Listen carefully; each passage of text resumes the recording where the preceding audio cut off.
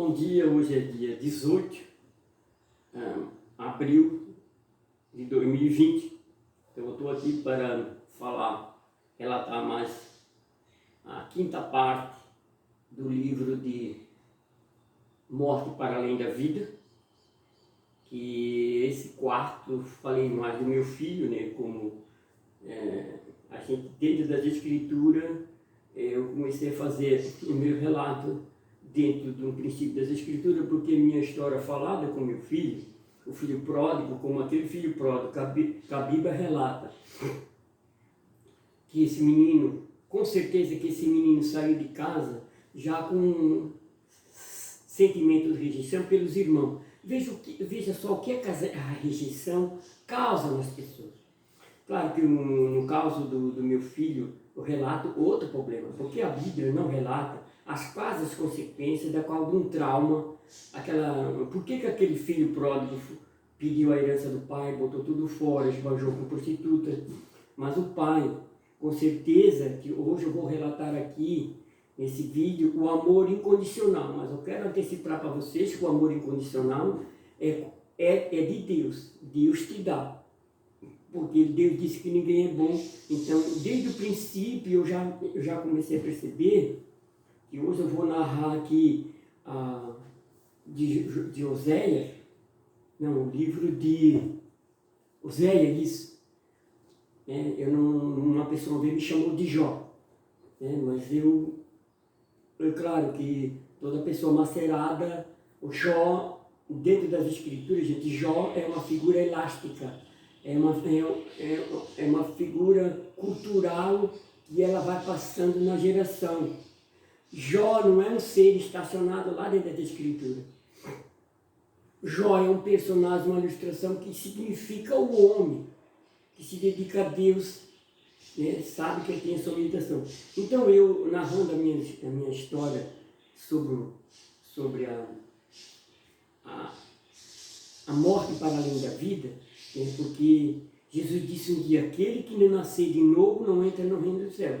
Jesus não disse, temos que morrer, no sentido assim, a morte, é preciso nós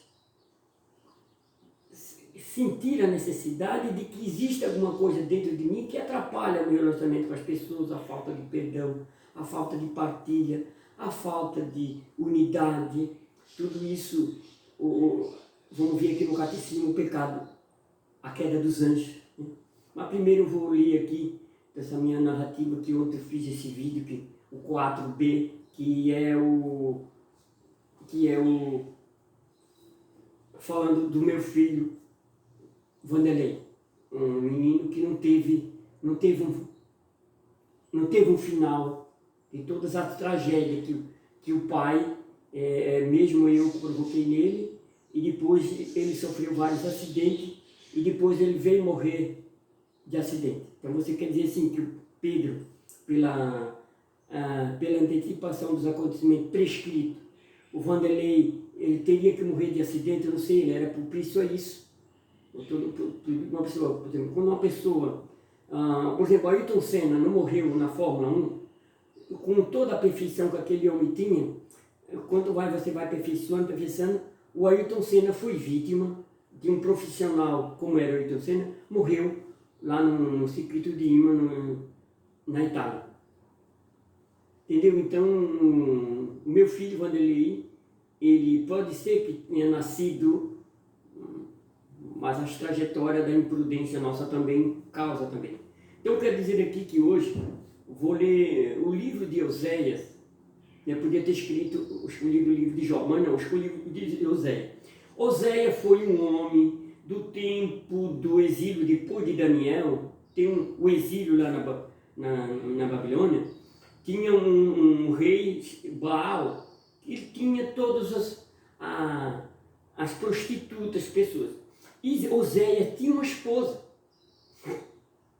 E essa esposa de Oséias, ela se encantou pelo aquele rito do lado do Baal, e ela traiu Oséias, mas como Oséias tinha esse amor que o seu Pedro tem pela sua esposa, o amor incondicional, que não trai e que nunca olha nenhum defeito.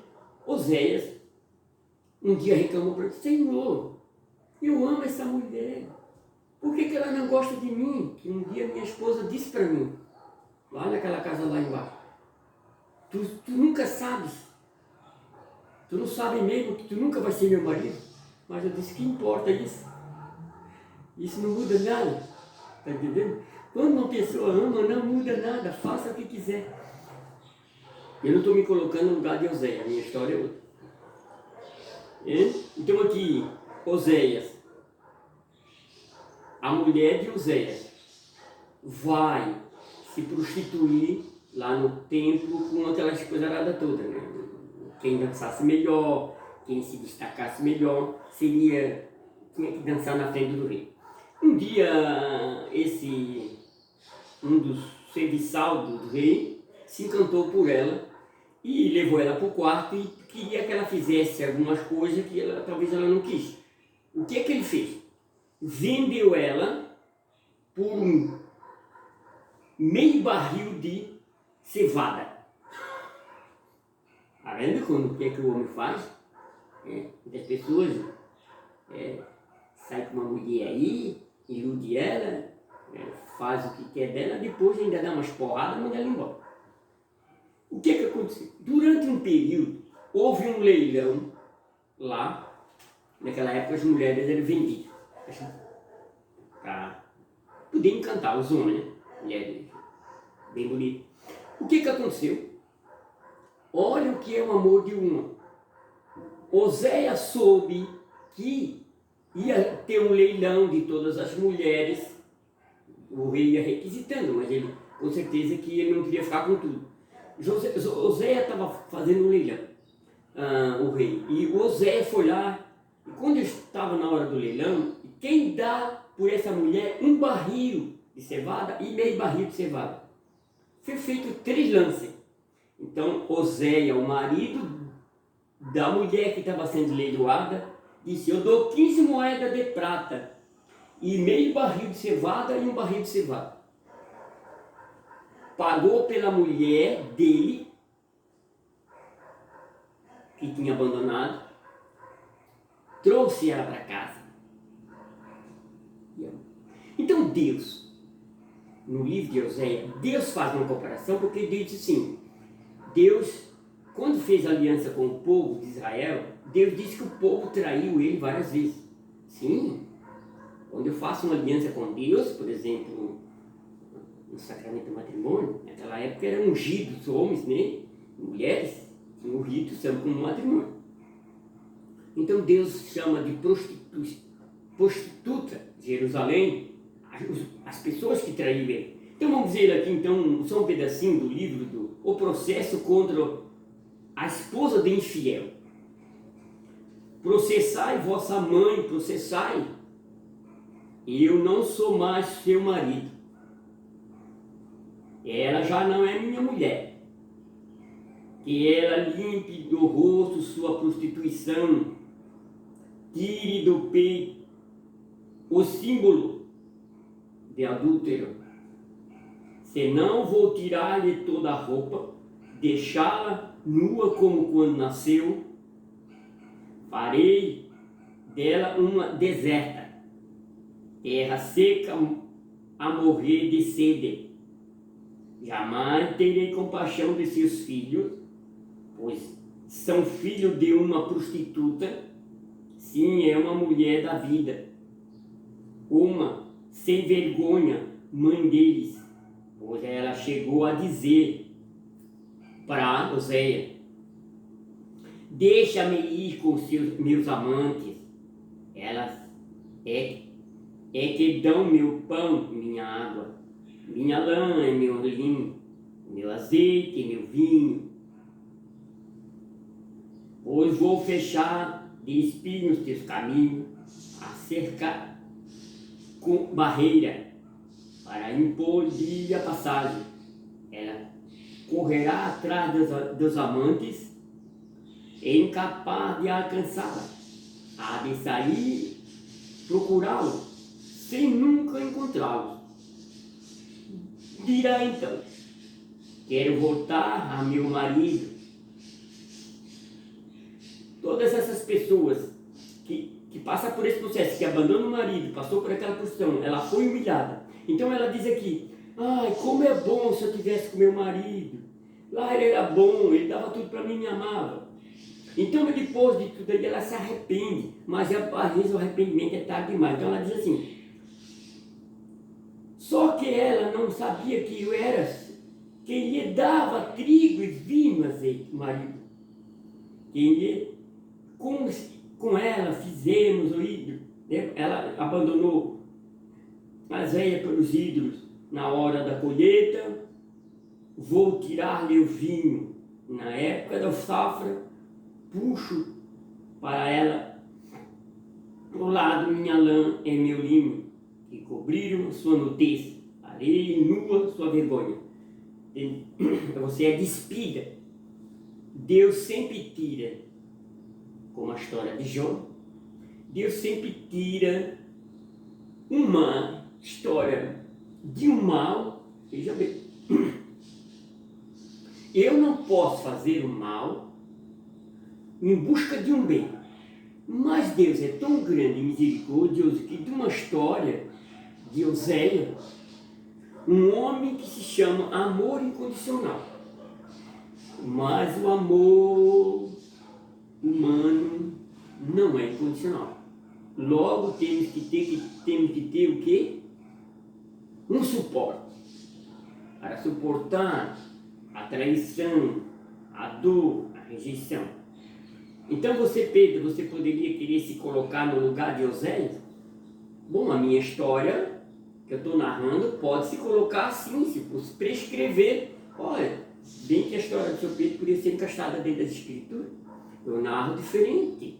Nós temos em época presente, diferente do nosso passado. Então vamos ver aqui então, eu narrei a história de Oséias, né? O que é o amor incondicional, da qual que eu já tinha esse amor incondicional que eu dei da minha mãe, mas não estava bem claro para mim. Por isso que naquela época, quando eu disse que tinha uma moça lá no Aririu, que eles botaram o apelido dela de Maria Estroncapau por um fato ocorrido. É? Bom, existe tanta esquisitice na Bíblia, que essa Maria Estroncapau botaram o apelido dela pelo seguinte: ela disse que tinha um homem que não largava dela, ela não gostava dele. Ela contou para mim. Depois daquele episódio, tudo que aconteceu, né? Comigo, que chama a música, eu apressado como cru, né? Depois de nós sair lá daquela novela dos Irmãos Coragem, tá? Quer saber mesmo? Estás curioso, né? Já que tu me defendesse lá no bar, brigasse lá por causa de mim, tu és um jovem e eu acho que merece um crédito. Seguinte, tinha um cara aí, cara, que estava me perseguindo, eu não gostava dele. Aí um dia, ela fez um desafio. Ela disse que ela tirou a roupa, não sei se ela tirou a roupa toda, e se encostou num poste e disse para ele assim: vem me agarrar, eu estou aqui, mas eu quero o seguinte, tu te pronta aí de prontidão, já deixa tudo pronto, eu vou ficar aqui, e tu vem para me agarrar. Mas ela tinha um plano. Então, quando o homem correu para chegar nela no poste, ela disse que estava encostada no poste, não sei por que ela disse para mim, ou no pau, sabe? E ela se esquivou para o lado e ele deu uma pausada no pau. E aí ela disse para mim que machucou o ser humano lá, né? E aí, não sei porquê, com certeza que ela contou isso para alguém e depois se espalhou. Então essa Maria, que eu fui defensora dela uma vez, quando eu vi falar, né? Eu briguei lá no bar por causa da apanhei, mas também de mais porrada. Então essa história, gente, São Pedro, ele foi um defensor sempre da causa feminina, não disse? Naquele vídeo que as pessoas me procuravam, o meu cunhado me procurou por causa da minha irmã que ir embora, e depois outro cunhado da dona Gilda também. Então eu sempre fui evitado das coisas mais difíceis. Bom, vamos ver aqui então. Hoje eu vou usar uma coisa oficial, o Catecismo da Igreja Católica. Parágrafo 7, a queda. Deus é infinitamente bom e todas as suas obras são boas. Todavia, ninguém escapa da experiência do sofrimento dos males existentes na natureza, que aparece como ligada à limitação própria das criaturas. E, sobretudo, a questão do mal moral. Gente, o pecado original é uma coisa. A queda do homem prosperou, que abrisse pela parte do homem toda espécie de delito, o que a gente presencia hoje no mundo atual. A profanação, a decadência da imoralidade do ser humano. De onde vem o mal? De Deus, não é? Eu perguntava, onde vem o mal? Eu não encontrava saída, disse Santo Agostinho. E em sua própria busca sofrida, não encontrava saída, a não ser na conversão do Deus vivo. Pois o mistério da iniquidade só se explica à luz do mistério da piedade.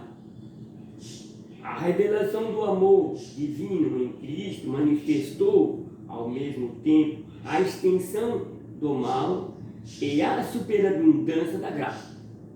Existia um mal, com certeza que Deus é bom, mas existe o mal. Só que esse mal, ele não poderia ser computado, por exemplo, quando você vai condenar uma pessoa, todos os processos, essa pessoa é investigada e ele vai confessar o crime.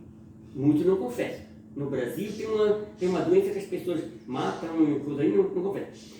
Enquanto essa pessoa não confessa o crime para decretar a sentença, ou não encontrar o corpo, né, daquela moça que mataram, jogaram para os cachorros comer, então é condenado. Então existia uma culpa, já no Antigo Testamento, foi apontada uma culpa humana, só que o legislador, o juiz, não tinha vindo nessa terra para me acusar desse delito.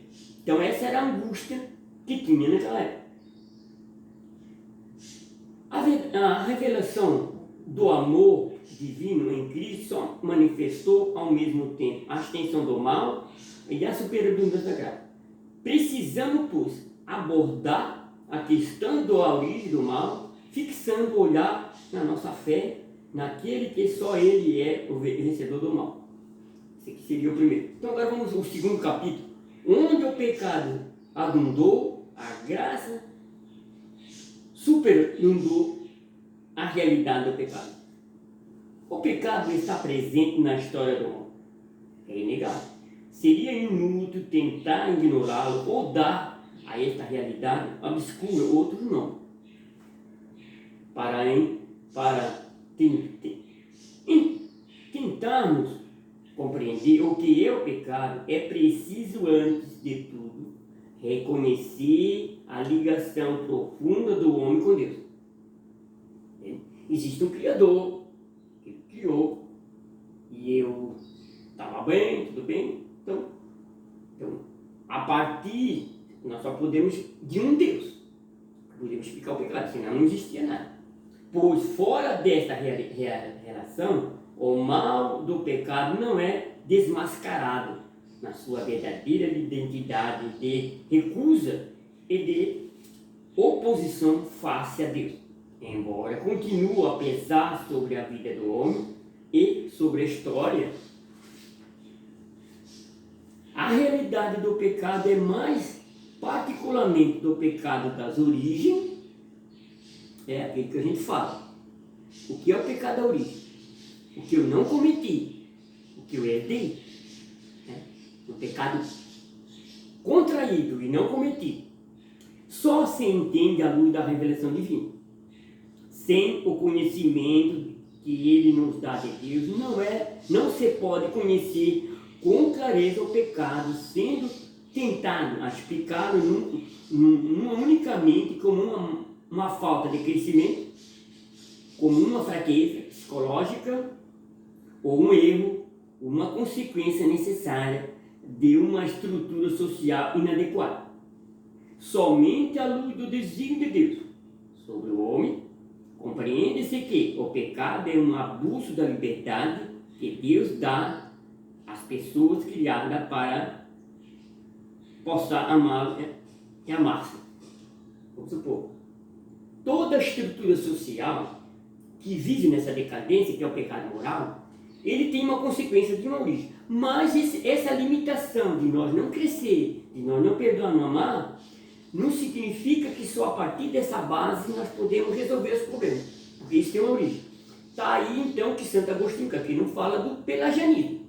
São Pelágio disse que o homem, baseado em leis naturais, corpo humano, vivendo na terra, limitado da sua limitação, foi tirado a sua graça.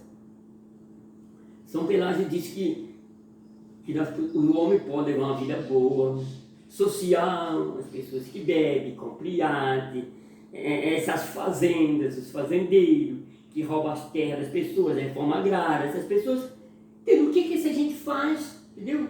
Então, todas essas pessoas vivem bem, mas eles esquecem que eles vão ter uma segunda morte.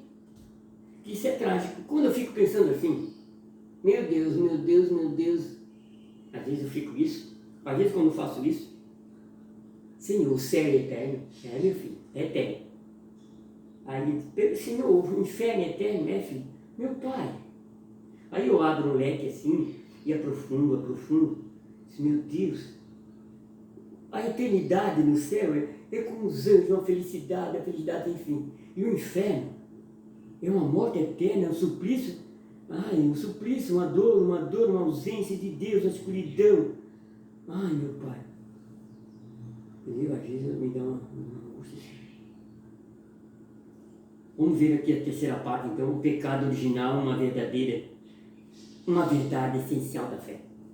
Com o processo da revelação, é esclarecido também a realidade do pecado. Claro, Deus começa a revelar-se um povo, e o povo começa então a se reiterar com Deus, mas o povo começa a perceber que tem uma falha. Embora o povo do Antigo Testamento tenha abordado a dor da condição humana, à luz da história, da queda narrada no Gênesis, né? Não era capaz de entender o significado último dessa história, que só se manifesta plenamente à luz da morte e a ressurreição de Jesus Cristo. Então, o povo antigo, eles tentaram descobrir por que tanto sofrimento. E eles não foram privilegiados como nós fomos. Dentro do contexto da história elástica, que veio um Deus, então, aquele juiz que eu disse que veio cobrar pagar uma dívida nossa. Mas ele não veio cobrar nada. Ele veio dizer que eu tinha um delito e que era através desse delito Deus estava apontando que houve no paraíso, todos os relatos, como diz aqui do Antigo Testamento. Então aqui, Jesus, a partir da vinda de Jesus, então ficou mais claro. É preciso conhecer a Cristo como fonte de graça para conhecer Adão como fonte de pecado. Deus tem duas ligações. É o Espírito Paráclito, enviado por Cristo ressuscitado, que veio estabelecer a culpabilidade do mundo a respeito do pecado. Jesus veio a esse mundo pagar uma dívida minha. Mas Jesus, como nesse tempo que nós estamos vivendo agora, Jesus morreu há poucos dias. Mas vai levar 40 dias e Deus vai dar os preparativos. Então o Paráclito do Divino Espírito Santo, aí sim, o Paráclito do Divino Espírito Santo vai me acusar de um delito, uma reincidência, se eu não observar a lei. Por isso que o meu livro de Morte para Além da Vida não é você morrer o corpo. Tá? O que está acontecendo agora?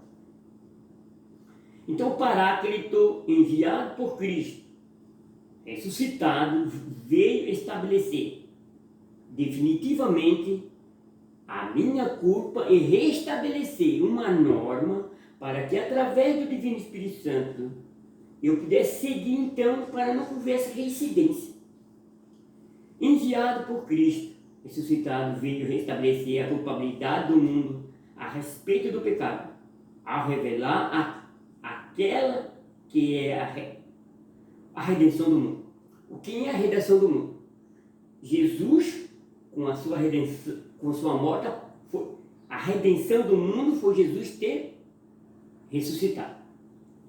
Ponto final. Mas Cristo disse: eu não vim condenar o mundo.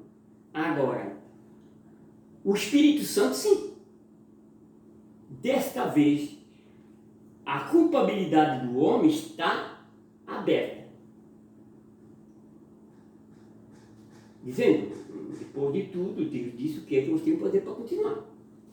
A doutrina do pecado original é, por assim dizer, o reverso. Tem pessoa que reverte as coisas. Por exemplo, o avião quando decola, o avião quando decola, ele tem atrás das asas duas bandejas que lá na cabine o piloto vira para baixo, vira para cima para subir e descer. Quem impulsiona, quem decola o avião é a turbina, com os pulsos do ar. Mas não é só isso a turbina, tem os recursos. Então, assim, vamos supor uma comparação aqui, o reverso. Da boa notícia de que Jesus é o Salvador de todos os homens e de que todos têm a necessidade da salvação. Todos. E de que a salvação é oferecida todas. A graça de Cristo ofereceu a todos. A igreja tem o senso de Cristo. Autoridade. Sabe perfeitamente que não se pode atentar contra a revelação do pecado original, sem atentar contra o mistério de Cristo. Quer dizer, adentrar é aprofundar na origem, adentrar dentro daquilo, porque eu não posso abordar uma coisa sem outra, está ligado? Para ler o relato da queda. O relato da queda do Gênesis, do capítulo 3, utiliza uma linguagem feita de imagem, mas afirma um acontecimento primordial, um fato que ocorreu no início da história do homem, que é o pecado original.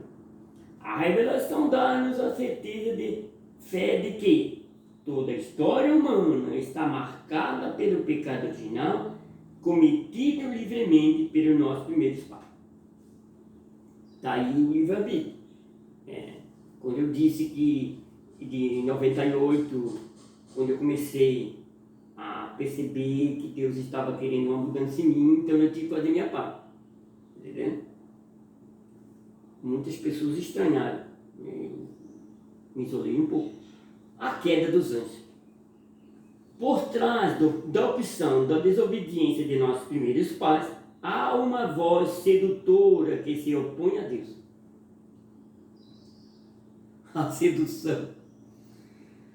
E que por inveja, veja bem, gente, se eu disser para vocês que a inveja no mundo mata tanta gente, destrói tanta gente, mas essa inveja, por trás dessa voz sedutora que contaminou a nossa natureza, que feriu a nossa alma, ela não tem cura e repercutiu em passo, em laço, você vai, assim, como diz a Escritura, quando você começa a cometer pecados pequenininhos, é venial, mas você começa insistindo, vai indo, vai aumentando, então você passa a cometer pecados mais graves e isso pode ser uma tragédia. Por inveja, os faz na morte. O demônio ilude o homem. A Escritura é a tradição da igreja, vem neste ser um ano destronado chamado Satanás ou Diabo. O destronado é um sujeito, ou vamos supor, diabólico com mal intenção. Surgiram várias durante o decorrer da história, o Faraó, Nero, todos esses homens destronados, que estavam mais do lado do diabo do que de Deus. A igreja ensina que a igreja ensina que ele tinha sido anteriormente um anjo bom criado por Deus. Com efeito, o diabo e outros demônios foram por Deus criados, bons em sua natureza, mas se tornaram maus por sua própria iniciativa. Então ninguém vem culpar o que está acontecendo no mundo se esse vírus foi criado no laboratório lá na China, mas que por uma pesquisa, por falta de segurança, esse vírus escapa do laboratório e contamina uma pessoa e ele coisa. Bom, se não for proposital, é meio pecadinho, mas atinge, né? Vamos supor que fosse meio pecado. O que é meio pecado? Seria o pecado venial? Ou o pecado mortal? Seria o pecado todo, a culpa toda, propositalmente, vamos supor. O diabo, vamos ver. A Escritura fala de um pecado desses anjos. É esse que eu li. Esta queda consiste na opção livre desses espíritos criados por que rejeitaram irrevogavelmente a Deus e o seu reino. Temos um reflexo dessa rebelião nas palavras do tentador líder nos nossos primeiros pais. E vós sereis como deuses. O diabo é pecador desde o princípio, pai da mentira. Bom, se existe só um Deus e o diabo dizendo para o homem que se eu comesse o fruto proibido, eu me tornaria deuses. Bom, se eu me tornar Deus, logo teria outros deuses duelando, competindo com Deus? Não, o homem não poderia competir com Deus. Logo, no meu questionamento de questionar a Deus, eu estaria o quê? Colocando-se no lugar de Deus. Com suposições, com outra coisa que se fala. A Escritura fala de um pecado desses anjos. Esta queda consiste na opção livre desse espírito criado que rejeitaram radical, irrevogavelmente. Estou lendo de novo. Então, irrevogavelmente, que pode ser uma coisa irreversível, é o caráter irrevogável da sua opção e não uma deficiência da infinita misericórdia divina.